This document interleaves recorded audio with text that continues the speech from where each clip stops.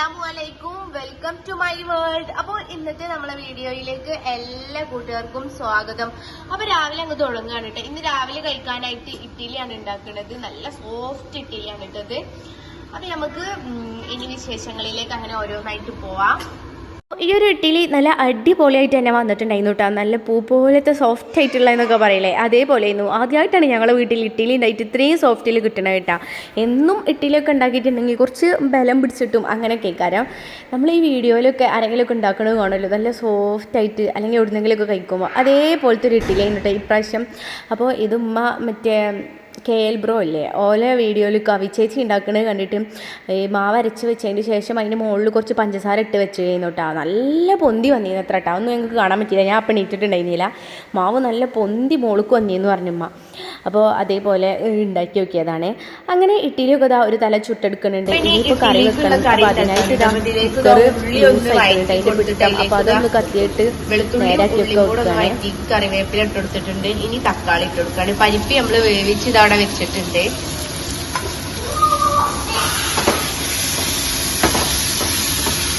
ഇത് ഇന്നലത്തെ കേട്ടോ, ഇന്നലത്തെ ചെറുപയർ കറിയാണ്. ഇന്നലെ ഇഡ്ഡലിക്ക് ഉണ്ടാക്കിയത്. അത് നമ്മൾ ഇതിലേക്ക് ഒഴിച്ചു കൊടുക്കുകയാണ്. ഉരുളങ്കിഴങ്ങും കുറച്ച് ചെറുപയറും കൂടെയാണ്.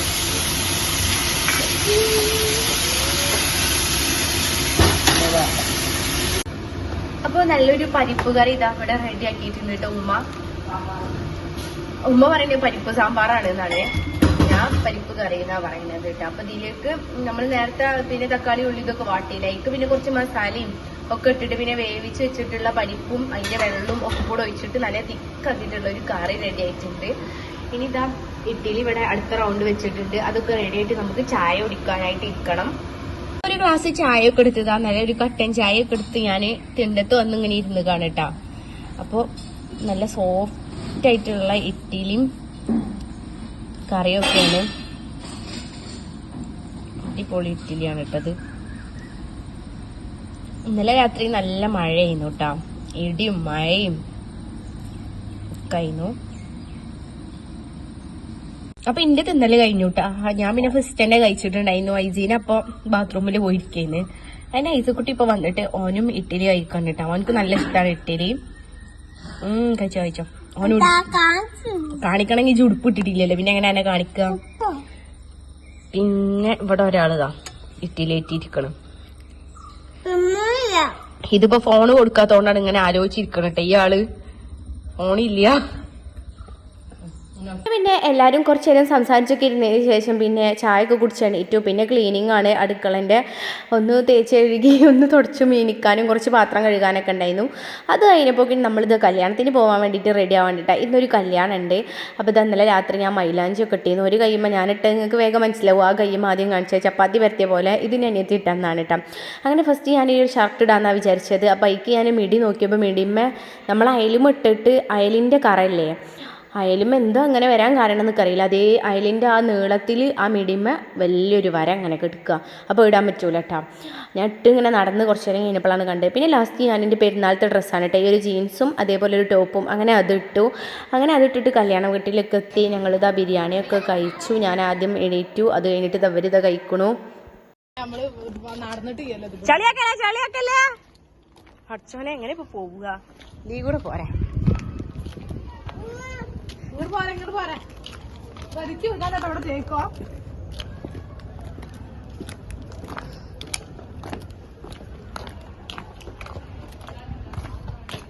അങ്ങനെ ഭക്ഷണമൊക്കെ കഴിച്ചതിന് ശേഷം നമ്മളിതാ വീട്ടിലേക്ക് പോകാൻ വേണ്ടിയിട്ട് ഇറങ്ങിക്കളെ. കുറച്ച് നേരം സ്റ്റേജിൻ്റെ അവിടെയൊക്കെ പോയിരുന്നു. മക്കളെ ഫോട്ടോ ഒക്കെ എടുക്കാനുണ്ടായിരുന്നു. ഫോട്ടോ ഒക്കെ എടുത്തു. അത് കഴിഞ്ഞിട്ട് ഇതാ നമ്മൾ വീട്ടിലേക്ക് പോകാനായിട്ട് ഇറങ്ങിയിട്ടാണ്. ഇനി നമ്മൾ വരുമ്പോൾ ഓട്ടോ ഒക്കെ ആണ് വന്നത്. പോകുമ്പോൾ പിന്നെ അങ്ങനെ നടന്നിട്ട് അങ്ങനെ പതിയെ അങ്ങനെ നടന്ന് പോകാമെന്ന് വിചാരിച്ചിട്ടാ. നല്ല വെയിലായിരുന്നു. അവിടെ ആരുമില്ലേ, അവിടെ ഒക്കെ ഉണ്ടാവും. ഞാൻ ഇനി ഇവിടുന്ന് സിപ്പപ്പ് വേണം പറഞ്ഞിട്ടാണ്ട് കേറി കേട്ടാ.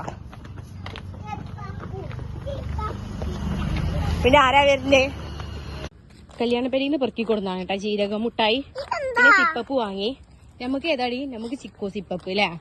ഓർക്ക് ഒരാൾക്ക് രണ്ടാൾക്കും സ്ട്രോബെറി. ഐസിനെ അതിന് അംഗലവാടിയിൽ ആരും ഇല്ലല്ലോ, അംഗലവാടി കൊയോക്കാനെ അറിഞ്ഞു. അപ്പോ ഞങ്ങളിത് ഉറങ്ങിട്ടോ. ഉറങ്ങി നീറ്റപ്പോ തന്നെ ഇവിടെ അടിപൊളി പായസമൊക്കെ റെഡിയാക്കിയിട്ടുണ്ട്. പഞ്ചസാര ലേശം കുറവാണ് എന്ന് പറഞ്ഞു കേട്ടോ. അപ്പൊ മധുരം എത്രക്കൊക്കെ മതി. ഇന്ന് ഞാൻ പറയെങ്കിലും എന്റെ മനസ്സ് സമ്മതിച്ചണേ കേട്ടോ. ഒരു ദിവസം കയ്യിൽ ഒഴിക്കാൻ. ഹൈജീൻ ഉറങ്ങട്ടോ, അവനെ നീട്ടിട്ടില്ല. ഉറുമ്പാവും അപ്പൊ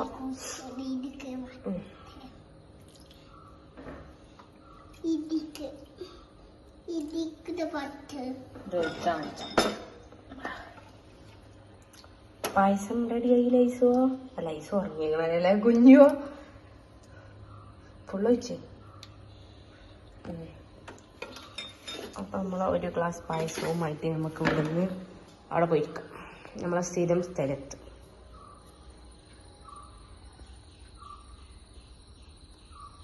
അവിടെ നിക്കണ് സംസു കാക്കാതാ.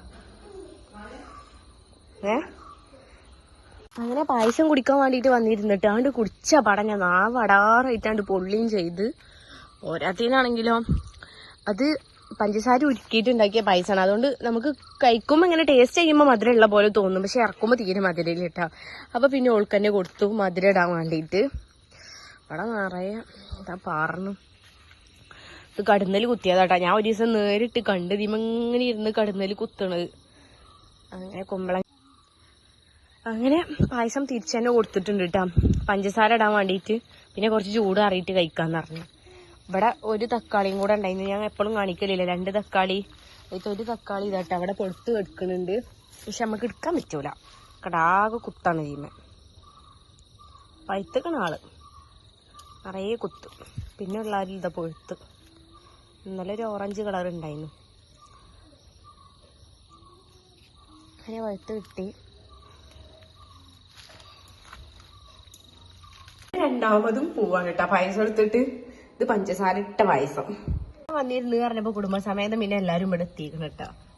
അങ്ങനെ പിന്നെ വൈകിട്ട് ഞങ്ങൾ ഇന്നലത്തെ ചോറൊക്കെ ഉണ്ടായിരുന്നു കേട്ടോ, അത് തിളപ്പിച്ച് ഊറ്റിയതും അങ്ങനെയൊക്കെ മുട്ട പൊരിച്ചതൊക്കെ കഴിച്ചു. അപ്പോൾ ഇന്നത്തെ എൻ്റെ വിശേഷം ഇത്രയേ ഉള്ളൂ. Bye friends.